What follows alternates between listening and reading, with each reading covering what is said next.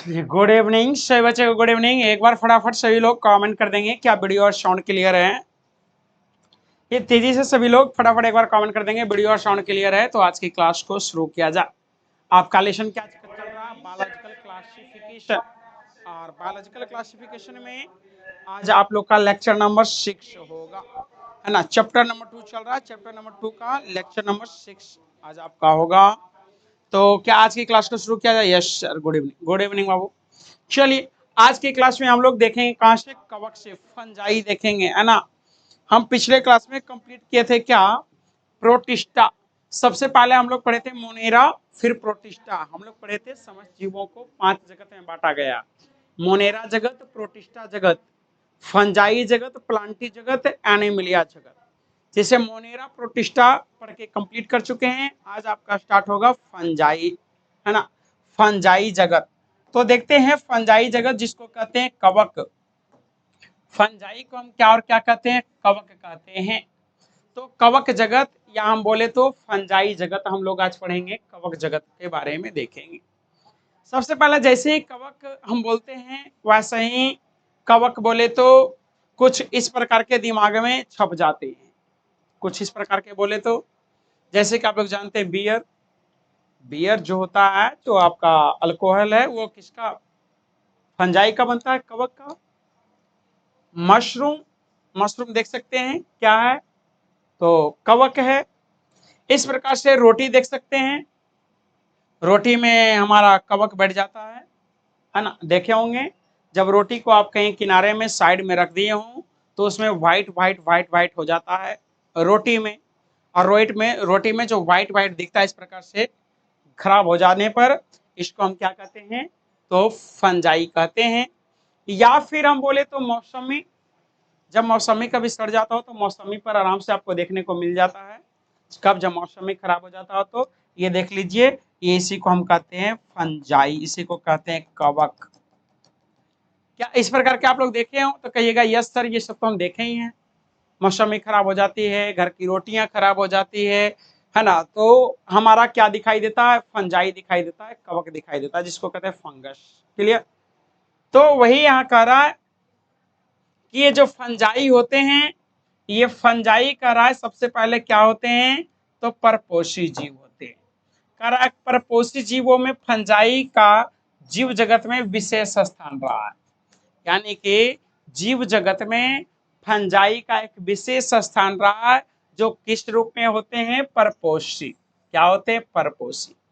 परपोषी का मतलब आप लोग जानते हैं, जो अपने भोजन के लिए किसी दूसरे पर आश्रित होता है। जो अपना भोजन के लिए किसी दूसरे पर आश्रित होते हैं उसे हम क्या कहते हैं? फंजाई कहते हैं। क्लियर? क्लियर, फंजाई कहते हैं।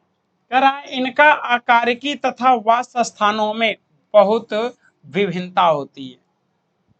यानी इनका आकारिकी तथा वास स्थान की बात करें, वास मतलब रहने वाला जगह की बात करें, तो जब हम इसके रहने वाले जगह की बात करते हैं, वास स्थान की बात करते हैं, तो बहुत सारी विभिन्नता दिखती है। जैसे कि आपको दिख रहा है विभिन्नता कहाँ? मौसमी पर, फिर यहाँ देख लीजिए रोटी पर। तो ये दोनों तो खैर एक जैसा हो गया, जैसे व्हाइट आपका मौसमी पर संतरा पर है, उसी प्रकार का व्हाइट रोटी पर है। लेकिन कवक का ही दूसरा रूप, अलग रूप देख लीजिए। किस रूप में? मशरूम के रूप में। मशरूम के रूप में है ना। उसी का अलग रूप देख लीजिए कुकरमुत्ता के रूप में है। ये क्या है? कुकरमुत्ता है। ये क्या है? मशरूम है। ये क्या है? बियर, बियर का बोतल, अच्छे से आप लोग पहचानते हैं।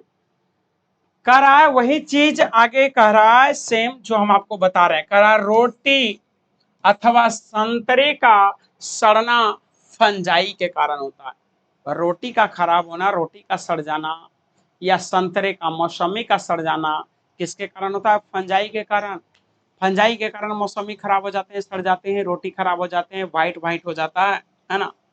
कह रहा है सामान्य छत्रक जिसको कहते हैं मशरूम, ये देख लीजिए मशरूम, है ना। कह रहा तथा कुकरमुत्ता भी फंजाई है। यानी कि मशरूम भी फंजाई और कुकरमुत्ता भी। ये कुकरमुत्ता का पौधा है और ये मशरूम का है। जो आप लोग मशरूम अच्छे से देखे होंगे, कुकरमुत्ता भी आप लोग देखे होंगे। यदि गांव ग्राम के हैं तो ये भी चीजें आप लोग देखे होंगे, है ना। कह रहा है कुछ एक कोशिक फंजाई जैसे ईस्ट का उपयोग रोटी तथा बियर बनाने के लिए किया जाता है। यानी कि कुछ एक कोशिक फंजाई होते हैं जिसका उपयोग हम बियर बनाने में करते हैं। फंजाई का उपयोग हम किस में करते हैं? बियर बनाने में फंजाई का उपयोग करते हैं, है ना। और यदि बोला जाए तो ईस्ट का प्रयोग, है ना, ईस्ट का प्रयोग किस में किया जाता है? रोटी में और बियर में। ईस्ट का प्रयोग किस में किया जाता है? रोटी में, बियर में। कहिएगा सर रोटी में किस प्रकार का? रोटी में तो घर वाला आटा का रोटी में नहीं, जैसे ब्रेड बिस्किट, पाम बिस्किट, जो ब्रेड रोटी होता है ना उसमें ईस्ट का मात्रा होता है। पाम बिस्किट होता है, रस्क बिस्किट चाय में खाने वाला होता है, बर्गर वाला जो बिस्किट होता है मोटा वाला, पाम बिस्कुट जिसको कहते हैं, बर्गर वाला पीस, वो सब के सब किससे? ईस्ट से बने होते हैं, उसमें ईस्ट की मात्रा होती है।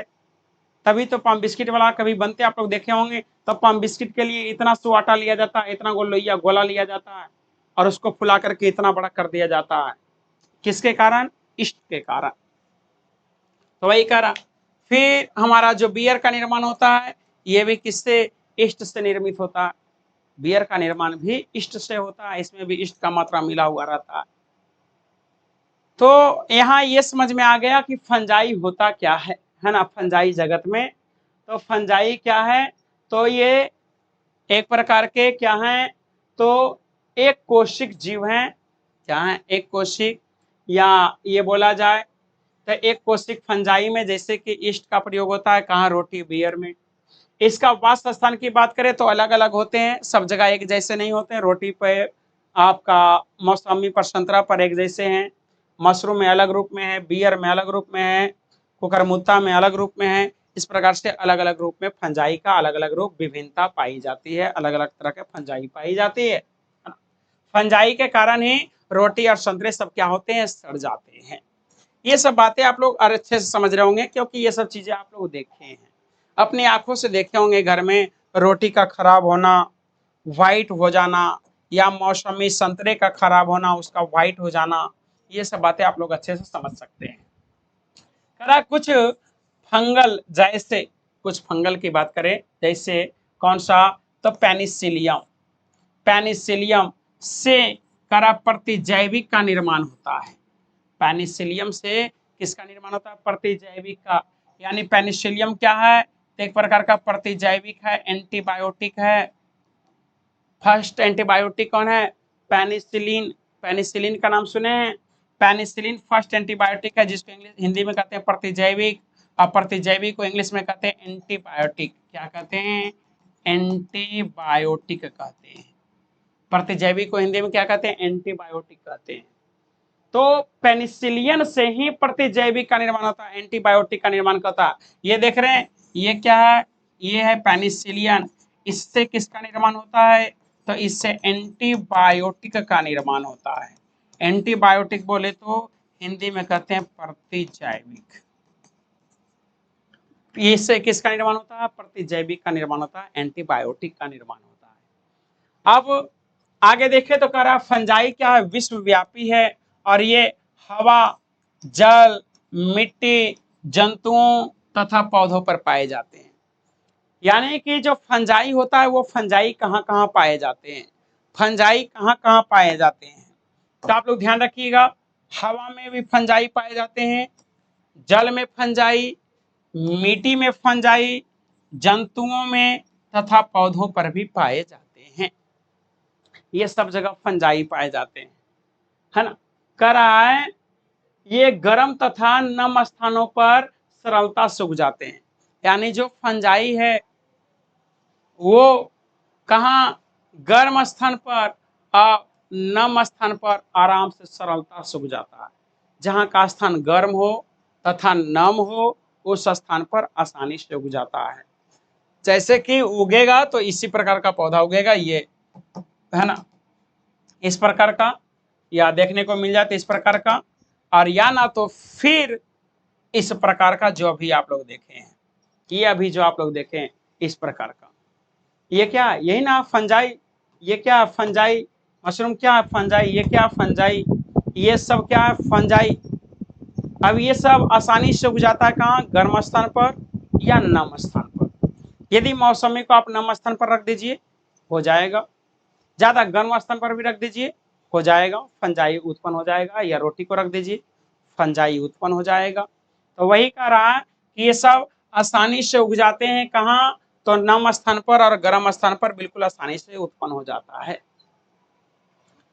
अब यदि बात करें आगे हम इसी में, तो कह रहा है जो फंजाई होते हैं वो तंतुमयी है। फंजाई कैसा है, तंतुमयी है। तंतुमयी बोले तो फाइबर्स की तरह है, यानी कि रेशा की तरह, धागा की तरह होता है। जो फंजाई है वो रेशा धागा की तरह होता है। देखिए आगे लिखा हुआ सेंटेंस में, कह रहा है ये लंबी पतली धागे की तरह की संरचना होती है। यानी जो फंजाई होती है तो तंतुमय फंजाई कैसी, लंबी पतली धागे की तरह का संरचना होता है, लेकिन हमें नंगी आंखों से भैया दिखाई नहीं देता है। कहिएगा सर हम तो देखें रोटी पर व्हाइट व्हाइट जम जाता है, अब बोले उसको फंजाई कहते हैं। मौसमी पर होता है, संतरा पर, उसको फंजाई कहते हैं।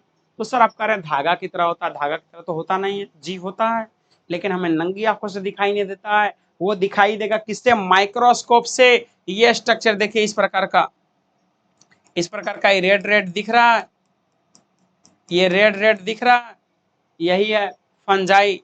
जो कहाँ दिख रहा है, सड़े हुए केला, ये क्या है, केला है, सड़ा हुआ केला है। जिस स्थान पर केला रखा हुआ था इस स्थान पर क्या हो गया, फंजाई उत्पन्न हो गया। कहीं देखिएगा केले रख दीजिएगा, केला सड़ जाएगा तो व्हाइट व्हाइट व्हाइट व्हाइट चारों तरफ हो जाएगा, और जो व्हाइट व्हाइट चारों तरफ होता है वही हमारा फंजाई होता है, जो धागे के रूप में पाए जाते हैं, है ना। कवक ये जाल के जैसा बनाया हुआ रहता है, ये कवक जाल कहलाता है, जाल के जैसा बनाया हुआ रहता है, तो इसको हम क्या कहते हैं, कवक जाल कहते हैं। क्यों, क्योंकि ये कवक है ना धागे के जैसा होता है, पतला होता है, जिसको हम कवक तंतु कहते हैं, और कवक तंतु के जाल को जाल को कवक जाल कहते हैं। यानी जो कवक तंतु होते हैं उसमें जो जाल बना रहता है, इसके चारों तरफ जो जाल बना लेता है उसको हम क्या कहते हैं, कवक जाल कहते हैं। फंजाई की कोशिका भित्ति काइटिन तथा पॉलीसेकेराइड की बनी होती है। यानी जो फंजाई होता है, यानी कि जो फंजाई होता है, जो फंजाई होता है, ये फंजाई की कोशिका भित्ति किसकी बनी होती है। आपसे पूछेगा कि फंजाई की कोशिका भित्ति किसकी बनी होती है, तो कुछ नहीं, सिंपल सा आंसर देना है, काइटिन तथा पॉलीसेकेराइड, काइटिन तथा पॉलीसेकेराइड, काइटिन तथा पॉलीसेकेराइड, बस इतना सा आंसर देना। ऑब्जेक्टिव यहाँ से काफी इंपॉर्टेंट ऑब्जेक्टिव बनते हैं क्या, तो जो आपका फंजाई होता है वो फंजाई की कोशिका भित्ति, फंजाई की कोशिका भित्ति किसकी बनी होती है, फंजाई की कोशिका भित्ति किसकी बनी होती है, तो काइटिन की बनी होती है और पॉलीसेकेराइड की बनी होती है। बस ये दो बातें आप लोग को याद रखनी है। क्लियर, याद रहेगा, यस या नो फटाफट एक बार कमेंट कर देंगे। क्या याद रहेगा, क्योंकि क्वेश्चन बाबू काफी इंपॉर्टेंट है, इस प्रकार के क्वेश्चन आपके एग्जाम में आते हैं, क्वेश्चन काफी इंपॉर्टेंट है, नीट के एग्जाम में, मेडिकल पैरामेडिकल के एग्जाम में आते हैं, तो ये याद रखेंगे। जो भी काफी इंपॉर्टेंट टॉपिक होगा उसको हम स्पेशली बताते चलेंगे आप लोग को, है ना, ताकि आप लोग अच्छे से फोकस कर सके मेन टॉपिक पर। करा पॉलीसेकेराइड की बनी होती, करा अधिकांश फंजाई परपोषित होती है। ये तो आप लोग पहले से जान रहे, पहले भी लिखा चुके हैं कि जितने भी फंजाई होते हैं अधिकांशतः सब क्या होते हैं, परपोषित होते हैं, पहले ही बताए थे परपोषित होते हैं। करा मृत करा बैस्ट्रेटस से घुलनशील कार्बनिक पदार्थों का अवशोषित कर लेता है। यानी जो फंजाई होता है वो क्या करता है, घुलनशील कार्बनिक पदार्थों का अवशोषण करता है, और वो भी मृत मृत बस्ट्रेटस, मृत बस्ट्रेसस से घुलनशील कार्बनिक पदार्थों का क्या कर लेता है, अवशोषण कर लेता है, इसलिए इसे हम मृत जीवी कहते हैं, इसलिए हम इसे क्या कहते हैं, मृत जीवी। इसलिए कि ये जितने भी घुलनशील कार्बनिक पदार्थ होते हैं वह घुलनशील कार्बनिक पदार्थों का अवशोषण करता है फंजाई, इसलिए हम इसको मृत जीवी कहते हैं। क्या कहते हैं, तो मृत जीवी कहते हैं। अब ऐसा नहीं कि सिर्फ मृत जीवी कहते हैं, बल्कि इसको और हम सहजीवी भी कहते हैं, इसे हम और क्या कहते हैं, सहजीवी भी कहते हैं। एक तो हो गया मृत जीवी और एक हो गया सहजीवी। फंजाई को मृत जीवी भी कहेंगे, फंजाई को सहजीवी भी कहेंगे। मृतजीवी का जब कार्बनिक पदार्थों का ये अवशोषण कर लेता है तो मृतजीवी कहलाएगा। और सहजीवी कहलाएगा कब, जब कह रहा है ये शैवाल तथा लाइकेन के साथ, उच्च वर्गीय पौधों के साथ कह रहा है कवक मूल बनाकर भी रह सकता है, कवक मूल बना करके भी रह सकता है, तो ऐसे फंजाई सहजीवी कहलाता है। यानी जो फंजाई शैवाल और लाइकेन के साथ, जो फंजाई किसके साथ रह सकता है, शैवाल के साथ, लाइकेन के साथ, यानी कि उच्च वर्गीय पौधा हो गया ना, ये तो उच्च वर्ग के पौधे हो गए, और उच्च वर्गीय पौधों के साथ यदि रहता है तो क्या कहलाता है, सहजीवी कहलाता है। इसी फंजाई को हम क्या कहेंगे, सहजीवी कहेंगे। जैसे कि आपको बता दें, ये देख लीजिए क्या है, शैवाल है, ये क्या है, शैवाल है। अब बताइए, आप लोग बताएं कि पानी में के ऊपर जो हरे हरे छपलाए हुए रहते हैं ग्रीन कलर के, इसको हम क्या कहते हैं, शैवाल कहते हैं। ये पानी के ऊपर छपलाया हुआ, इसको हम क्या बोलेंगे, शैवाल। अब क्या ये शैवाल के ऊपर क्या कवक होता है कि नहीं, ये शैवाल के ऊपर क्या होता है, कवक होता है कि नहीं, कवक बोले तो फंजाई, कवक बोले तो फंजाई, क्या इसके ऊपर फंजाई होता है कि नहीं, कवक, तो यस सर कहिएगा, यस सर होता है। क्योंकि हम लोग जितना भी खाते पीते हैं ये सब हम कहाँ फेंक देते हैं, कूड़े कचरे वाला स्थान पर, यहाँ पर जाकर हम फेंक देते हैं। अब जैसे कि मान लीजिए मौसमी संतरा खराब हो गया, आपके घर में गड्ढा गुपचिया इस प्रकार के पोखरा, हरा तालाब, झील है, हम इसमें क्या करते हैं, कचरे को फेंक देते हैं। क्यों, क्योंकि इसके ऊपर कवक बैठा हुआ रहता है जो हमारा फेंका हुआ भोजन को खाता है, सड़े गले चीजों को खाता है। तो बता दें, शैवाल क्या करता है, कवक को भोजन देता है। ये जो शैवाल दिख रहा है ये कवक को भोजन देता है, फंजाई को भोजन देता है। इसीलिए कवक शैवाल के जगह पर होते हैं, जहां शैवाल होते हैं उसके ऊपर कवक होते हैं। जहां जहां आपको शैवाल दिखेगा वहां वहां कवक जरूर पाया जाएगा, फंजाई जरूर पाया जाएगा, एकदम निश्चित मान लीजिए ये बात कि जहां जहां शैवाल होगा, जहां जहां शैवाल होगा वहां वहां कवक होगा, फंजाई होगा। क्यों, क्योंकि शैवाल कवक को भोजन देता है। क्योंकि जब हम कोई चीज फेंकते हैं तो ये पानी में डूबने नहीं देता, उसको छान लेता है। सेब को, संतरा को, मौसमी को, रोटी को फेंक दिए, अब बताइए इसके ऊपर रोटी फेंकेंगे तो क्या रोटी डूब जाएगा, मौसमी फेंकेंगे क्या डूब जाएगा, नहीं, ये उसको लोक लेगा, कैच कर लेगा, और जितने भी फंगस हैं, फंजाई हैं आसपास में, सब उसको खाना शुरू कर देगा। क्लियर। तो कवक जो है वो क्या करता है, अब शैवाल तो जान गए कि शैवाल कवक को भोजन देता है, तब कवक का भी तो कुछ काम होगा, कवक से भी तो कुछ शैवाल को फायदा होगा। था जी, कवक क्या करता है, तो शैवाल को आश्रय देता है। आश्रय मतलब रहने का जगह, रहने का जगह कौन बनाता है, कवक। शैवाल को रहने का जगह कौन तैयार करता है, कवक, है ना। कवक क्या करता है, शैवाल को रहने के लिए आश्रय देता है और शैवाल इसको खाने के लिए भोजन देता है। शैवाल कवक को भोजन देगा और कवक शैवाल को रहने के लिए जगह देगा, आश्रय देगा। क्योंकि जहां कवक होगा वहां पर ऑटोमेटिक शैवाल उत्पन्न होना शुरू हो जाएगा, जहां पर कवक होगा वहां पर ऑटोमेटिक शैवाल होना शुरू हो जाएगा। इसका मतलब है कि जहां कवक रहेगा वहां शैवाल को रहने के लिए जगह बनाता है, और जहां फिर शैवाल होगा वहां कवक को खाने के लिए भोजन इकट्ठा करता है। नल, कल, चपकल, कुआं के पास देखे होंगे शैवाल रहता है।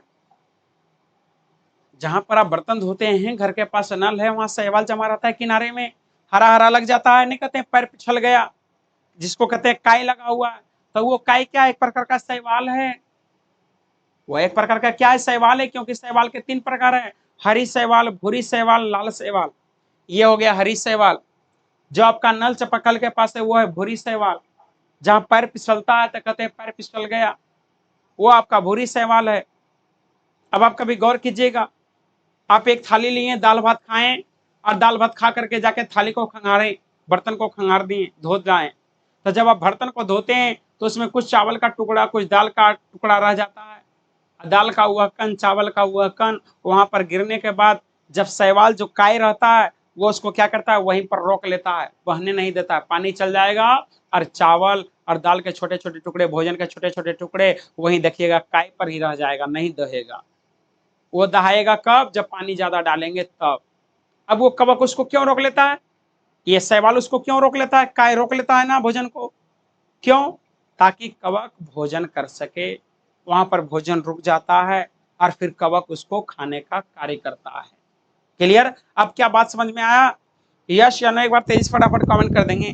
क्या बात समझ में आया, क्लियर हुआ मेरी बातें। अब देख लीजिए, यदि बात करें लाइकेन का तो ये तो सवाल हो गया। अभी क्या है, लाइकेन है, ये क्या है, लाइकेन। ये आप लोग देखे होंगे इस प्रकार से पौधों की टहनियों पर, मोटे मोटे पौधे वृक्ष होते हैं, उसके टहनियों पर या दीवार पर इस प्रकार के देखे होंगे, इसको हम कहते हैं लाइकेन। कभी किसी का मिट्टी का दीवार हो, बहुत पुराना घर हो, बहुत पुराना घर हो, मिट्टी का दीवार हो, तो उस दीवार के ऊपर देखते होंगे इस प्रकार के हरे हरे हरे हरे पत्तियों की तरह आ जाते हैं पौधे, इसको हम लाइकेन कहते हैं। या पुराना विशाल पौधा है, पौधा के टहनी पर देखिएगा बरसात के मौसम में ऐसा हो जाएगा, नम रहेगा, बादल किए हुए रहेगा, जैसे अभी मौसम किए हुए, धूप नहीं है, 2 दिन से लगातार बादल किए हुए, पानी पड़ रहा, इस प्रकार का मौसम रहते हैं, तो इस प्रकार से लाइकेन उत्पन्न हो जाते हैं। कहीं दीवार में तो कहीं गली कली मोहल्ला में, कहीं पेड़ पौधे के टहनियों के ऊपर इस प्रकार के तैयार हो जाते हैं, जिसको हम क्या कहते हैं, लाइकेन। क्लियर हो गया, चलिए यस सर, क्लियर है बिल्कुल, ये सब क्लियर होनी भी चाहिए। इतने अच्छे से आप लोग को समझा रहे हैं, घरेलू चीज दे रहे हैं तो बिल्कुल समझ में आएगा, है ना। घर वाला एग्जाम्पल दे रहे हैं तो घर वाला एग्जाम्पल तो समझ में आएगा ही ना, रोटी और संतरा। देखिएगा उसी में कह रहा है, क्या कह रहा है फंजाई में जनन, जो फंजाई होते हैं यानी जो कवक होते हैं, ये कवक में हम जनन की बात कर रहे हैं। तो जो कवक होते हैं, ये कवक में जनन किसके द्वारा होता है, खंडन के द्वारा, और किसके द्वारा, विखंडन के द्वारा, और किसके द्वारा, मुकुलन के द्वारा। यानी जो कवक होते हैं, ये कवक में जनन के अलग अलग विधि होते हैं। कौन कौन से जनन होते हैं कवक में, तो एक होता है विखंडन, विखंडन, एक होता है खंडन, और एक होता है मुकुलन।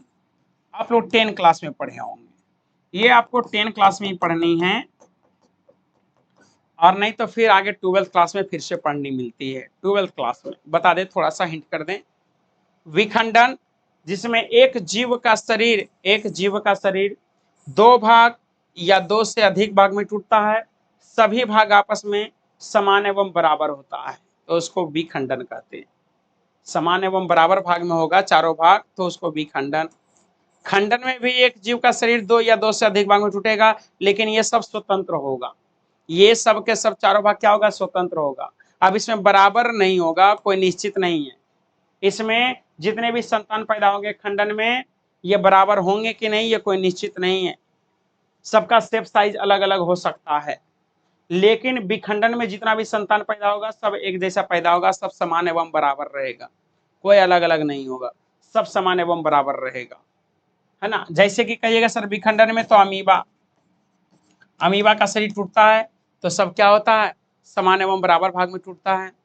लेकिन कहिएगा सर किसका शरीर 2 या 2 से अधिक भाग में टूटता है लेकिन समान और बराबर नहीं रहता है, तो प्लाज्मोडियम, प्लाज्मोडियम, प्लाज्मोडियम का शरीर टूटता है लेकिन समान एवं बराबर भागों में नहीं टूटता है, और 2 से अधिक भागों में टूटता भी है ना। और मुकुलन, मुकुलन में किसी एक पैरेंट बॉडी से छोटा सा कली का निर्माण होता है, और वो कली सब पैरेंट बॉडी से अलग हो जाता है, कली पैरेंट बॉडी से अलग हो जाता है और फिर नए पौधे का निर्माण करता है। जैसे ये कली हो गया, ये कली यहाँ से टूट गया, टूट करके ये अलग हो गया, और अलग होकर के ये नया पौधा का निर्माण किया, तो इसी को हम कहेंगे मुकुलन। क्लियर, बात समझ में आया। कह रहा है 2 चल तथा अचल युग्मकों को प्रोटोप्लाज्म संलयन, प्रोटोप्लाज्म संलयन, देखिएगा कह रहा है कि 2 चल तथा अचल युग्मकों के प्रोटोप्लाज्म का संलयन होना, इस क्रिया को प्लाज्मोगैमी कहते हैं। यानी कि चल और अचल युग्मकों के चल और अचल युग्मकों के प्रोटोप्लाज्म का संलयन, किसका संलयन? प्रोटोप्लाज्म का संलयन होना क्या कहलाता है? तो प्लाज्मोगैमी कहलाता है। संलयन मतलब होता है मिलना, संलयन मतलब मिलना, है ना। तो चल और अचल युग्मक, चल और अचल युग्मक जैसे कि बताए थे, इस प्रकार का ये नर का सिंबल होता है, इस प्रकार का ये मादा का सिंबल होता है। कोई चल युग्मक है, कोई अचल युग्मक है। जब युग्मकों का संलयन होगा, जब युग्मकों का संलयन होगा तो आप लोग जानते हैं युग्मनज का निर्माण होता है, निषेचन होता है ना। क्या होता है? निषेचन होता है।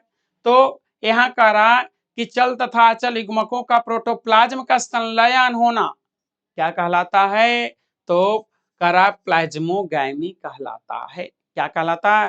प्लाज्मोगैमी कहलाता है। क्लियर है? यस सर, क्या बात है। चलिए क्लियर, यस बिल्कुल। ये सब टॉपिक बिल्कुल आसान सा है, ये लेसन समझ आइए कि समाप्त है ना, ज्यादा कुछ नहीं है। चलिए आगे देखिएगा, समझिएगा, ज्यादा नहीं, थोड़ा सा छोटा सा टॉपिक है, ज्यादा कुछ नहीं है।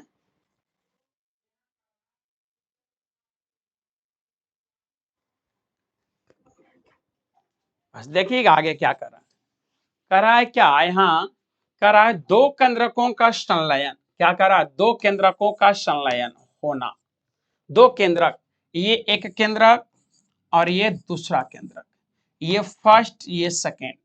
संलयन मतलब मिलना, दो केंद्रकों का मिलना, ये क्या है? केंद्रक है, केंद्रक, जिसको कहते हैं इंग्लिश में न्यूक्लियस। क्या कहते हैं? न्यूक्लियस। करा दो केंद्रकों का संलयन होना, संलयन मतलब मिलना, करा जिसे केंद्र संलयन कहते हैं। जब दो न्यूक्लियस मिलता है तो इसे हम क्या कहते हैं? केंद्र संलयन कहते हैं। क्या कहते हैं? केंद्र संलयन कहते हैं। तो केंद्र संलयन कब कहलाता है? जब दो केंद्रक मिलता है तब केंद्र संलयन कहलाता है। और आप लोग अच्छे तरीका से जानते हैं, 10 क्लास में पढ़े हैं, 10 क्लास में पढ़े हैं किसके बारे में? युग्मनज। करा युग्मनज में मियोसिस के कारण एक द्विगुणित 2n कोशिका बन जाती है ना।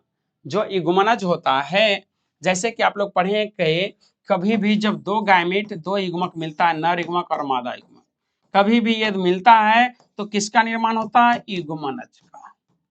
किसका निर्माण होता है? युग्मनज का। और आप लोग जानते हैं अच्छी तरह से कि युग्मनज क्या होता है? 2n होता है। युग्मनज क्या होता है? 2n। और ये जो युग्मक हैं, ये युग्मक हैं, युग्मक है ना, क्या है? युग्मक। ये जो युग्मक हैं और ये भी क्या है? युग्मक हैं। ये युग्मक हमेशा क्या होता है? तो युग्मक हमेशा अगुणित होता है। युग्मक क्या होता है? अगुणित। जब आपसे ऑब्जेक्टिव पूछा जाए कि युग्मक क्या होते हैं, तो युग्मक हमेशा अगुणित होते हैं, वो चाहे नर युग्मक हो या मादा युग्मक हो। नर युग्मक बोले तो ये नर का सिंबल है, मादा युग्मक बोले ये किसका सिंबल है? मादा का सिंबल। पहले ही बताए थे कि जब जीरो में तीर का निशान हो तो नर, और जीरो में प्लस का निशान हो तो मादा। यहाँ देख लीजिए, जीरो में प्लस का निशान है मतलब मादा, जीरो में तीर का निशान है मतलब नर। और नर युग्मक बोले तो नर युग्मक का नाम क्या है? शुक्राणु। क्या नाम है? शुक्राणु। और मादा युग्मक का नाम क्या होता है? अंडाणु। क्लियर? शुक्राणु और अंडाणु, है ना। अब वही कह रहा है कि युग्मनज में मियोसिस होता है तो द्विगुणित 2n कोशिका बन जाता है। जब ये दोनों में संयोजन हुआ, मियोसिस हुआ, तो क्या बनता है? 2n युग्मनज बन जाता है। कह रहा है जब कोशिका में दो केंद्रक दो केंद्रक बनते हैं, ऐसी परिस्थिति को केंद्रक युग्म कहते हैं। क्या कहते हैं? केंद्रक युग्म कहते हैं। जब कोशिका में कितना केंद्रक? दो केंद्रक। अब यहाँ देख लीजिए, यहाँ कोशिका बना और कोशिका में कितने केंद्रक? दो केंद्रक। ये भी केंद्रक न्यूक्लियस, और ये भी न्यूक्लियस, ये भी केंद्रक। अब एक ही कोशिका में कई केंद्रक? दो केंद्रक है, एक केंद्रक ये, एक केंद्रक ये, दो केंद्रक एक ही कोशिका के यदि अंदर होता है तो उसको हम केंद्रक युग्म कहते हैं। क्या कहते हैं? केंद्रक युग्म कहते हैं। कब? जब एक ही कोशिका के अंदर दो केंद्रक होता है तब। तो आपसे ऑब्जेक्टिव पूछेगा कि एक ही कोशिका के अंदर दो केंद्रक होते हैं जिसे हम क्या कहते हैं, तो आप बोलिएगा केंद्रक युग्म कहते हैं। क्या कहते हैं? केंद्रक युग्म। क्या ये ऑब्जेक्टिव बन जाएगा? याद रहेगा कि जब एक कोशिका के अंदर दो केंद्रक होते हैं तो केंद्रक युग्म कहलाते हैं, और इस अवस्था को फंगस की द्विकेंद्रक प्रवस्था कहते हैं। ऐसा तो जल्दी होता नहीं है, कभी कभी ऐसी अवस्था आती है, और जब ऐसा अवस्था कभी होगा कि एक कोशिका में दो केंद्रक होगा तो उसे हम क्या कहेंगे? द्विकेंद्रक प्रवस्था कहेंगे। क्या कहेंगे? द्विकेंद्रक प्रवस्था कहेंगे। क्लियर है? यस। क्या कह रहे हैं? गणेश कुमार बोर्ड पर नंबर, क्या कुछ बात है जी? पूरा बोलिए, कंप्लीट बोलिए, तभी हम समझ पाएंगे ना। सिर्फ लिखे हैं बोर्ड पर नंबर, क्या समझे हम इससे बताइए। जो भी कोई क्वेश्चन हो तो बोलिए, पूरा कंप्लीट बोलिए। बोर्ड पर नंबर, क्या बोर्ड पर नंबर खोज रहे हैं क्या? जो बोलना है कंप्लीट बोलिए, है ना। चलिए अब इसमें देखिएगा, एनसीईआरटी में आपका अगला टॉपिक देता है किसके बारे में? फाइकोमाइसिटीज के बारे में। फाइकोमाइसिटीज ये सब एक प्रकार का क्या फंजाई है, कवक ही है। फाइकोमाइसिटीज क्या है? एक प्रकार का कवक ही है ना। तो फाइकोमाइसिटीज समझिएगा, आपका एनसीईआरटी का मुख्य टॉपिक है। कह रहा फाइकोमाइसिटीज जलीय आवासों, जलीय आवासों मतलब जल में, जलीय आवास मतलब जो जल में रहता है। तो कह रहा फाइकोमाइसिटीज जलीय आवासों, कह रहा गली, सड़ी, लकड़ी, नम तथा कराशीलन भरे स्थानों अथवा पौधों पर अविकल्पी परजीवी के रूप में पाए जाते हैं। कितनी अच्छी सी बात कही, देखिए तो जरा याद हो जाएगा तुरंत। कह रहा है जो फाइकोमाइसिटीज होते हैं, मैंने इसको याद करना है, फाइकोमाइसिटीज को याद करना है ना। यह नाम याद रखना है, फाइकोमाइसिटीज एक प्रकार का फंजाई है, कवक है। फाइकोमाइसिटीज क्या है? तो ये जलीय आवास में रहते हैं, है ना, जहाँ का जगह हल्का गीला हो, जगह क्या हो? गीला हो, है ना। या बोल सकते हैं गीला नहीं तो हम बोल सकते हैं गली एवं सड़ी, और गली और सड़ी चीजों को हम गीला बोल सकते हैं कि नहीं? जो चीज गल जाता है, सड़ जाता है, वो हल्का गीला हो जाता है ना, तो हम गीला बोल सकते हैं। क्या बोल सकते हैं? गीला। या नहीं तो फिर हम डायरेक्ट बोलेंगे गली एवं सड़ी, है ना, या सड़ी गली बोल सकते हैं। हम बोल सकते हैं सड़ी गली लकड़ी, सड़ी गली लकड़ी यदि कोई लकड़ी सड़ गया हो, गल गया हो, है ना। या नम तथा सीलन भरे स्थान, नम स्थान पर या सीलन भरे स्थान पर पौधे पर करा अविकल्पी परजीवी के रूप में पाए जाते हैं, यानी बहुत सारे परजीवी के रूप में पाए जाते हैं। सड़े गले लकड़ियों पर, सड़े गले पौधों पर, जो पौधा सड़ गल गया हो उसके ऊपर बहुत सारे परजीवी पाए जाते हैं। कराय अलैंगिक जनन चल बीजाणु अथवा अचल बीजाणु द्वारा होता है। कराय जो अलैंगिक जनन होते हैं, अलैंगिक बोले तो एसेक्सुअल रिप्रोडक्शन, एसेक्सुअल रिप्रोडक्शन जो होता है वो चल बीजाणु द्वारा होता है और अचल बीजाणु द्वारा होता है। तो आपका पूछेगा कवक में जनन किसके द्वारा होता है? तो चल बीजाणु एवं अचल बीजाणु के द्वारा होता है। और किसमें? फाइकोमाइसिटीज में। किसमें? फाइकोमाइसिटीज में। कह रहा है जैसे कि एग्जाम्पल के लिए देख लीजिए, एग्जाम्पल के लिए म्यूकर, ये देख लीजिए म्यूकर है, ये क्या है? म्यूकर। आपका एनसीईआरटी बुक में दिया हुआ है, फिगर आप लोग देख सकते हैं। कह रहा है राइजोपस, ये क्या है? ये है राइजोपस, ये क्या है? राइजोपस। और ये क्या है? एल्बुगो, ये क्या है? ये है एल्बुगो। क्लियर? ये क्या है? एल्बुगो। इस प्रकार से ये सब एग्जाम्पल हैं किसका? फाइकोमाइसिटीज का। किसका एग्जाम्पल है? फाइकोमाइसिटीज का। इस प्रकार का स्ट्रक्चर। अब ध्यान रखिएगा, नंगी आंखों से ये सब दिखाई देने वाला है, आपको नंगा आंखों से दिखाई देता है, लेकिन ये सब देखें, लेकिन ये सब चीजों पर आपने कभी गौर नहीं किया। सबसे बड़ी समस्या है कि आपने ये सब चीजों पर कभी गौर नहीं किया। ये वही चीजें हैं जो रोटियों पर पाई जाती है, पहले ही बताएं कि ये सब कहाँ पाए जाते हैं? रोटियों के ऊपर। कब? जब रोटी खराब हो जाता है, सड़ गल जाता है, तब, है ना। लेकिन कहिएगा सर हम ये सब चीजों पर कभी गौर नहीं किए। तो अब आप लोग गौर कीजिएगा, अब आप लोग पढ़ लिए ना, आप लोग अच्छे से समझ में आएगा जब फिगर देखिएगा। तो जब आप लोग रोटी, मौसमी, संतरे को, किसी प्रकार के सड़े गले चीजों को देखिएगा तो आपको अच्छे समझ में अब आएगा, क्योंकि अब पढ़ लिए, इसके बारे में जान लिए हैं। क्या कमेंट आ रहा? यस, चलिए ठीक है, गुड। और किन्हीं का किसी प्रकार का कोई क्वेश्चन नहीं? चलिए, गौरव कुमार, चलिए देखिएगा बाकी आगे क्या करा, करा एस्कोमाइसिटीज। आगे क्या करा, एस्कोमाइसिटीज। देखिएगा, समझने की कोशिश कीजिएगा, थोड़ा सा ये सब पैराग्राफ थोड़ा लंबा है ना, मुख्य तौर पर आपको समझनी है। करा देखिएगा, करा इसमें एस्कोमाइसिटीज में करा ये सामान्यतः थैली फंजाई भी कहलाते हैं। एस्कोमाइसिटीज को हम और क्या कहते हैं, थैली फंजाई।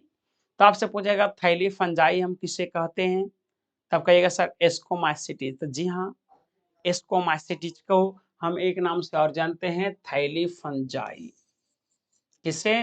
थैली फंजाई के नाम से जानते हैं।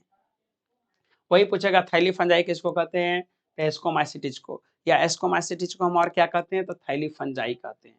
करा एस्कोमाइसिटीज एक कोशिक जैसे इष्ट अथवा बहुकोशिक जैसे पेनिसिलियम होता है। यानी जो एस्कोमाइसिटीज है, ये एस्कोमाइसिटीज क्या है, एक कोशिक है।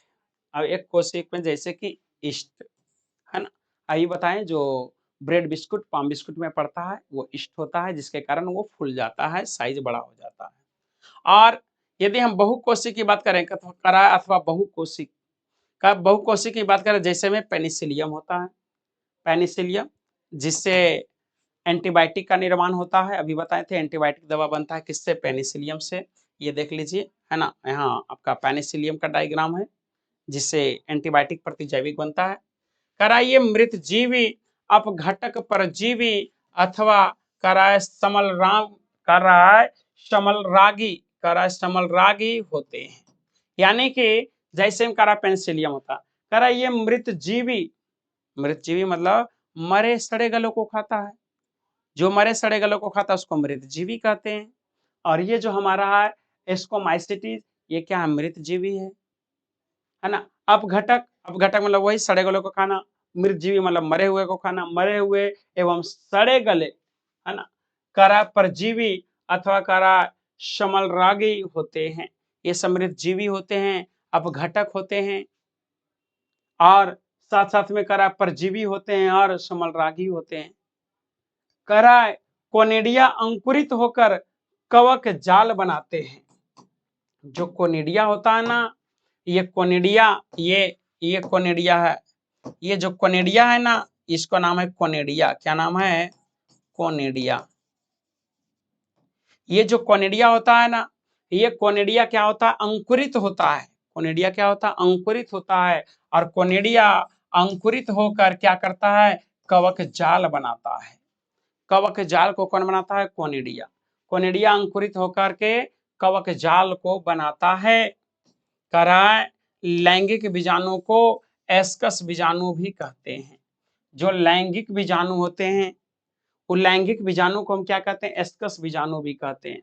तो फिर यहाँ से ऑब्जेक्टिव आता है, एस्कस बीजाणु किसे कहते हैं, तो ऑब्जेक्टिव तौर पर याद रखिएगा, एस्कस बीजाणु किसको कहते हैं, तो लैंगिक बीजाणु को। लैंगिक बीजाणु को हम एस्कस बीजाणु भी कहते हैं। लैंगिक बीजाणु को हम क्या कहते हैं, एस्कस बीजाणु भी कहते हैं। ये बीजाणु थैलीसम एस्कस में करा अंतरजातीय रूप से उत्पन्न होता है। यानी ये जो बीजाणु होता है ना, एस्कस बीजाणु, ये एस्कस बीजाणु करा थैलीसम एस्कस में अंतरजातीय रूप से उत्पन्न होता है।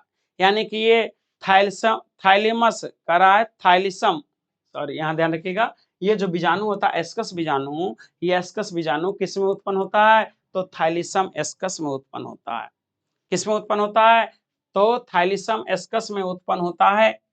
कराए ये एशाई विभिन्न प्रकार की करा फलनकाई में लगी रहती है। ये जो कोनिडिया होता है ना, एस्कस बीजाणु, ये करा विभिन्न प्रकार के फलनकाई में लगी होती है, जिन्हें करा एस्कोकार्प कहते हैं। क्या कहते हैं? एस्कोकार्प, एस्कोकार्प कहते हैं। एस्कोकार्प कहलाता है कब? जब ये आपका बीजाणु, एस्कस बीजाणु कराय विभिन्न प्रकार के फलनकाय में होता है तब। जब अलग अलग फलनकाय में लगा रहेगा तो उसको हम एस्कोकार्प कहते हैं। यह पादप जगत के करा ड्रोसोफिला, ड्रोसोफिला के समान प्रसिद्ध है। यानी कि पादप जगत में यह क्या है? कोनिडिया काफी प्रसिद्ध है। कोनिडिया क्या है? काफी प्रसिद्ध है। यह पादप जगत के ड्रोसोफिला के जैसा है। उदाहरण के लिए एस्पराजिलस, एस्पराजिलस, करा क्लेविसेप तथा करा न्यूरोस्पोर। क्या करा? न्यूरोस्पोर, है ना। ये जैसे कि आप लोग डायग्राम देख सकते हैं, ये डायग्राम देख सकते हैं। क्लियर? क्या आप बात समझ में आया? अब बात समझ में आया, है ना। ये देख लीजिए इस प्रकार के डायग्राम, एस्पराजिलस दिखाई दे रहा हो, समझ में आ गया होगा बात, है ना। तो ये हमारा एस्पराजिलस का डायग्राम इस प्रकार का हो गया। अब कह रहिएगा कि सर पढ़ा तो रहे हैं लेकिन ये सब बातें थोड़ा पहले की तुलना में कम समझ में आ रहा है। पहले की तुलना में थोड़ा कम समझ में आ रहा होगा, क्या राइट है कि नहीं? तो हम भी बोलेंगे यस, जी हाँ, पहले की तुलना में कम समझ में आएगा। कहिएगा सर ऐसा क्यों हो रहा है, ऐसा क्यों हो रहा? तब बता देते हैं। जो चीजें आप लोग देखे हैं, जो छुए हैं, जो अनुभव किए हैं, उस चीजों को आप अच्छे से समझ पाते हैं, वो आप में फीलिंग उत्पन्न करता है, वो आप में फीलिंग आ जाता है, यादें आ जाती है, इसके कारण वो ज्यादा अच्छे से समझते हैं। और ये सब चीजें हम जितना भी नाम बता रहे हैं, पहली बार तो नाम तो पहली बार सुन रहे होंगे लाइफ में, जितना भी नाम सुन रहे हैं, नाम पहली बार सुन रहे होंगे। दूसरा, हम नंगी आंखों से ये सब चीजों को देख नहीं सकते हैं, देख नहीं पाते हैं, देखने को नहीं मिलता, कुछ देखने लायक भी रहता देखने को नहीं मिलता है। कभी नाम नहीं सुने हैं, इसके बारे में कुछ जानते ही नहीं है, कुछ नहीं, जीरो बटा सन्नाटा है, तो थोड़ा सा कठिनाई झेलना पड़ेगा, है ना। थोड़ा सा कठिनाई झेलना पड़ेगा, क्योंकि ये सब चीजें आपने कभी पढ़ा नहीं है अपने लाइफ में, अपने लाइफ में ये सब चीजें कभी पढ़ा नहीं है, कभी नाम सुना नहीं है, तो थोड़ी सी परेशानियां आएगी समझने में। लेकिन ध्यान रखिएगा, ये सब सब्जेक्टिव इसमें एक भी नहीं है, टोटल ऑब्जेक्टिव टाइप का क्वेश्चन है ना। और ऑब्जेक्टिव जब कराएंगे, ऑब्जेक्टिव जब देंगे, टेस्ट लगवाएंगे, तब याद आएगा अच्छा सर तो बताइए किए थे। क्योंकि इसमें जितना है सब ऑब्जेक्टिव है, पूरा पैराग्राफ में ऑब्जेक्टिव है। इसमें कम से कम तो 10 ऑब्जेक्टिव निकल के आएगा, इससे इससे 10 ऑब्जेक्टिव उत्पन्न होगा। आया बात समझ में? ये सब सब्जेक्टिव टाइप का क्वेश्चन नहीं, ऑब्जेक्टिव टाइप का क्वेश्चन है। और नाम सब अल्टर अल्टर है, इसमें हम क्या कर सकते हैं बाबू? हम भी कुछ नहीं कर सकते। ऐसा नहीं कि सर आसान बना देंगे, आसान बना देंगे तो क्या किताब को हम गलत कर दें, हम अपने मन से कुछ पढ़ा दें? नहीं ना, जो आपका बुक है, जो आपका सिलेबस है वही पढ़ाएंगे। और आपका नाम ही ये सब आपके सिलेबस में, आपकी किताब में है, जो आपका किताब में सिलेबस में एग्जाम्पल है, जो नाम है वही सब हमने देंगे। एस्पराजिलस नाम है आपका, क्लेविसेप नाम है, न्यूरोस्पोरा नाम है ना, आपका पेनिसिलियम है, कोनिडिया है ना, आपका शमलरगी है, परजीवी है, या थैली फंजाई, ये सब हम क्या कर सकते हैं? चेंज नहीं कर सकते, है ना। थोड़ा सा हार्ड लगेगा, लेकिन थोड़ा बर्दाश्त कीजिएगा, समझने की कोशिश कीजिएगा, और ना समझ में आए तो ऑब्जेक्टिव रट्टा मार जाइएगा, कंप्लीट हो जाएगा। ये सब ऑब्जेक्टिव टाइप का क्वेश्चन है। क्लियर? मेरी बातें समझ में आ रही है? यस या नो आप लोग कमेंट करेंगे एक बार। क्या मेरी बातें समझ में आ रही है? हम क्या कहना चाह रहे हैं, हम क्या कहना चाह रहे हैं, मेरी बातें समझ में आ रही है? क्योंकि ये सब नाम बाबू आप लोग पहली बार सुन रहे हैं। अब यही देखिए, करा अगला, तीसरा करा बेसिडियो माइसिटीज, पहली बार नाम सुन रहे हैं। अब कहिएगा सर कम समझ में आया, भुला गए, तो कहाँ से याद रहेगा? जीवन में पहली बार नाम सुने हैं, वो भी टेढ़ा लंगड़ा नाम है, बेसिडियो माइसिटीज। किसको याद रहेगा भैया, किसको याद रहेगा? जहां तक हम आज पढ़ाते हैं, महीना 2 महीना होते होते भूल जाते हैं, हम खुद महीना 2 महीना भूल जाते हैं, फिर हमको पढ़ना पड़ता है, फिर रिवीजन करना पड़ता है, क्योंकि ये सब नाम जब पढ़ाएं तभी उपयोग हुआ। आज पढ़ाना था, हमने पढ़ा, हमने कल मन से इसको पढ़ा, खूब पढ़ा, हमें याद हुआ, हमें समझ में आया, लेकिन फिर इसका दोबारा इस्तेमाल नहीं होगा। फिर अगले ईयर्स इस्तेमाल होगा, अगले ईयर्स फिर हम 11 पढ़ाएंगे तो इसका इस्तेमाल होगा। तब तक हमारे माइंड से भी ये नाम निकल जाते हैं, क्योंकि ये नाम का दोबारा इस्तेमाल नहीं होता है। और हमें वो चीजें याद रहती है जिसका इस्तेमाल हमेशा होते रहता है, जिसको हम रिपीट करते रहते हैं, रिवीजन करते रहते हैं। और इसका ना रिवीजन होता है, ना रिपीट होता है, ना कभी हमारे दिमाग में आता है, ना इसका उपयोग। कभी कॉपी निकाल के पढ़ते नहीं है ना? क्लियर?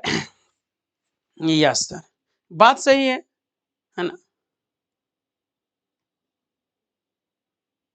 चलिए, तो आगे इसको देख लेते हैं ना, इसको कंप्लीट कर लेते हैं, तो आपका फंजाई जगत कंप्लीट हो जाएगा। आपका फंजाई जगत आज क्या हो जाएगा? कंप्लीट हो जाएगा। कराबेसिडियोमाइसिटीज, कराबेसिडियोमाइसिटीज को ज्ञात करा सामान्य प्रकार मशरूम, करा ब्रेक्ट फाइजाई फंजाई, करा ब्रेक्ट फंजाई अथवा करा पफ बॉल है। अब बताइए इसमें हम क्या चेंज करें? कुछ नहीं भैया, हम खुद कुछ नहीं कर पाएंगे, क्योंकि नाम ही ऐसा है, नाम ही ऐसा है। बेसिडियोमाइसिटीज में कौन कौन से आते हैं? तो मशरूम, तो मशरूम बार नाम बार बार सुने हैं तो तुरंत याद हो जाएगा मशरूम, मशरूम याद हो जाएगा। बाकी बाकी का रहा है ब्रेंट फंजाई, पहली बार नाम सुन रहे होंगे आप लोग। अथवा करा पफ बॉल है, क्या है? पफ बॉल है। करा ये मिट्टी में लट्ठे तथा वृक्ष के करा डुंडों पर तथा सजीव पादपों के अंदर परजीवी के रूप में उगते हैं। यानी जो बेसिडियोमाइसिटीज है ये कहाँ उगते हैं? तो ये मिट्टी में उगते हैं। ये कहाँ? लट्ठों पर होते हैं। लट्ठे मतलब जो डंटा उंटा होता है ना, लकड़ी डंटा जिसको कहते हैं लाठी, है ना, उसके ऊपर होते हैं। वृक्ष के ठूटों पर, यानी वृक्ष के जो टहनी होते हैं ना, टुकड़े होते हैं, उस पर होते हैं, है ना। तथा करा सजीव पादपों के अंदर, सजीव पादप जो प्लांट होते हैं उसके अंदर परजीवी के रूप में उगते हैं। प्लांट के अंदर उगा हुआ रहता है, प्लांट के अंदर व्हाइट व्हाइट व्हाइट व्हाइट उगा हुआ रहता है। कुछ इस प्रकार के देखिए, देखने को मिल जाएगा। करा इसमें लैंगिक अंग नहीं होता है, इसमें कोई लैंगिक अंग नहीं होता है, कोई सेक्स ऑर्गन नहीं होता है ना। इसमें कोई इसी प्रकार का कोई सेक्स ऑर्गन नहीं होता है, कोई लैंगिक जन्म नहीं होता है, मेल फीमेल कुछ नहीं होता है। करा इसमें बनने वाली संरचनाएं द्विकेंद्रिक होती है। इसमें जो संरचना बनता है वो कैसा होता है? द्विकेंद्रिक, यानी कि दो केंद्रक होता है। इसमें कितने केंद्रक होते हैं? दो केंद्रक होते हैं। द्विकेंद्रकी का मतलब हो गया दो केंद्रक होते हैं। केंद्रक कितना? दो। करा जिससे अंततः करा बेसिडियम बनते हैं। क्या होते हैं? अंततः बेसिडियम बनते हैं। कब? जब दो केंद्रक होते हैं तब। करा बेसिडियम करा फलनकाय में लगे रहते हैं, जिसे बेसिडोकार्प कहते हैं। क्या करा? करा बेसिडियम फलनकाय में लगे रहते हैं। बेसिडियम किस में लगा रहता है? फलनकाय में। ऑब्जेक्टिव पूछेगा बेसिडियम किस में लगा रहता है, तब कहिएगा सर फलनकाय में लगा रहता है। ये सब ऑब्जेक्टिव टाइप के क्वेश्चन है, टोटल याद करना होगा ऑब्जेक्टिव, तब ये सब याद करना होगा, है ना। बेसिडियम फलनकाय में लगे रहते हैं, जिससे हम क्या कहते हैं? बेसिडियोकार्प। ये भी क्वेश्चन कर सकता है। क्वेश्चन कहेगा बेसिडियम फलनकाय में लगे होते हैं, जिससे हम क्या कहते हैं? तो बोलिएगा सर उसे हम बेसिडियोकार्प कहते हैं। करा इसके कुछ सामान्य उदाहरण, कहेगा बेसिडियोकार्प के उदाहरण बताइए। तो बता दें कि बेसिडियोकार्प के उदाहरण कौन है? तो एगेरिकस, एगेरिकस जिसको कहते हैं मशरूम। और क्या है? तो एगेरिकस के अलावा और क्या है? तो साथ में है अस्टिलैगो, क्या है? अस्टिलैगो। तथा और क्या है? पिक्सिनिया। अस्टिलैगो और पिक्सिनिया, ये सब किसका एक उदाहरण है? तो बेसिडियोमाइसिटीज का उदाहरण है, जैसे कि हम मक्का में देख सकते हैं, मक्का में देखने को मिल गया है ना। ये क्या है? तो ये है बेसिडियोमाइसिटीज। ये क्या है? तो ये तो मशरूम है, आप लोग देख ही सकते हैं, क्लियर है ना। ये आपका यहाँ पिक्सिनिया यहाँ दिखाई दे रहा, यही आपका डायग्राम है। अब कहिएगा सर पिक्सिनिया है ना, अस्टिगो करा अस्टिलैगो है, करा एगोरिकस है। तो ये सब बातें बाबू आप लोग को याद करनी होगी, और खास करके उन बच्चों को तो ज्यादा याद करना पड़ेगा, जरूर याद करना पड़ेगा जो बच्चे आगे नीट पैरामेडिकल का एग्जाम देना चाहते हैं, नीट का एग्जाम देना चाहते हैं, स्पेशली जो एमबीबीएस बनना चाहते हैं, डॉक्टर बनना चाहते हैं बाबू, उनको याद करना पड़ेगा। उनके लिए कोई उपाय नहीं है, दूसरा दूसरा कोई रास्ता नहीं है। ये सब नामों को रटना पड़ेगा, याद करना पड़ेगा, सब नाम को रट जाना होगा, है ना। जबकि ये सब नाम जब रट जाइएगा ना और कहीं 10 नाम लगातार बोल दीजिएगा तो अगला कहेगा क्या बात है, क्योंकि नाम सारा अल्टर अल्टर है ना। तो लेकिन फिर भी कोई बात नहीं, पढ़ने वालों के लिए कुछ मुश्किल नहीं होता है ना, कोई हार्ड नहीं होता है।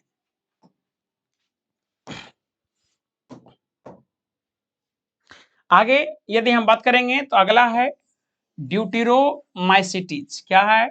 ड्यूटेरोमाइसिटीज। यहां पर हमारा क्या हो जाएगा? फंजाई समाप्त हो जाएगा, है ना। आज फंजाई कंप्लीट हो जाएगा। करा है ड्यूटेरोमाइसिटीज, करा यह प्राय अपूर्ण कवक भी कहते हैं। किसको अपूर्ण कवक कहते हैं? तो ड्यूटेरोमाइसिटीज को अपूर्ण कवक कहते हैं। तो ऑब्जेक्टिव पूछेगा अपूर्ण कवक किसको कहते हैं, तो हम बोलेंगे अपूर्ण कवक किसको कहते हैं? तो ड्यूटेरोमाइसिटीज को कहते हैं। ड्यूटेरोमाइसिटीज को अपूर्ण कवक कहते हैं क्योंकि ये पूर्ण कभी नहीं होता है। खरा क्योंकि इसकी केवल अलैंगिक अथवा कायिक प्रवस्था ही ज्ञात हो पाई है। अलैंगिक और कायिक प्रवस्था ही याद हो पाई है, इसमें लैंगिक जनन याद नहीं हो पाया। खरा ड्यूरोमाइसिटीज, कराए ड्यूटेरोमाइसिटीज के सदस्यों के उचित प्रवस्था का पता लगाया जाए, तब उन्हें करा एस्कोमाइसिटीज और करा आपका बेसिडियोमाइसिटीज में सम्मिलित कर लेते हैं। जब करा ड्यूटेरोमाइसिटीज के सदस्यों का पता लगाया जाए, इसके सदस्यों का पता लगाया जाए और जब इसके सदस्यों का उचित पता चल जाए तब करा एस्कोमाइसिटीज और बेसिडियोमाइसिटीज, ये दोनों आप लोग पहले पढ़े हैं। एस्कोमाइसिटीज और बेसिडियोमाइसिटीज ये दोनों को सम्मिलित कर दिया जाएगा। बेसिडियोमाइसिटीज और एस्कोमाइसिटीज ये दोनों पहले पढ़े हैं, ये दोनों को किसमें सम्मिलित कर दिया जाएगा? तो ड्यूटेरोमाइसिटीज में सम्मिलित कर दिया जाएगा। ड्यूटेरोमाइसिटीज में सम्मिलित कर दिया जाएगा किसको किसको? तो एस्कोमाइसिटीज को और बेसिडियोमाइसिटीज को। ये दोनों पहले पढ़ लिए, बेसिडियोमाइसिटीज और इसके पहले पढ़े एस्कोमाइसिटीज। ये दोनों को सम्मिलित कर दिया जाएगा किसमें? तो ड्यूटेरोमाइसिटीज में। कब? जब ड्यूटेरोमाइसिटीज के सदस्यों का प्रवस्था का पता चल जाएगा तब, है ना। लेकिन अभी तक पता चला नहीं है। करा ड्यूरोमाइसिटीज केवल अलैंगिक बीजाणु जिन्हें कोनिडिया कहते हैं।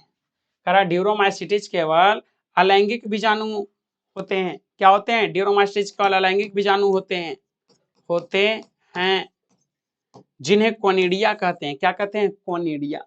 कोनिडिया का पौधा हम पहले दिखाए ना, कोनिडिया अभी दिखाए थे, अभी कोनिडिया दिखाए थे पीछे में। करा कोनिडिया कहते हैं।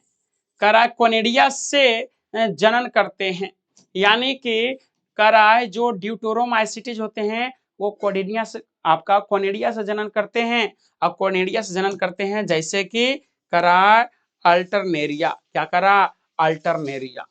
ये है आपका अल्टरनेरिया। करा है कैलिटोट्राइकम। करा है, देखिएगा यहाँ इरेज कर देते हैं ताकि आसानी से दिखाई दे। करा कैलिटोट्राइकम, ये है आपका कैलिटोट्राइकम। ये क्या है? कैलिटोट्राइकम है, कैलिटोट्राइकम। तथा करा ट्राइकोडर्मा। ट्राइकोडर्मा, ये आपका ट्राइकोडर्मा है। ये तीनों डायग्राम सेट कर दिया गया है ना। अल्टरनेरिया ये है, कैलिटोट्राइकम ये है और ट्राइकोडर्मा ये है। क्लियर?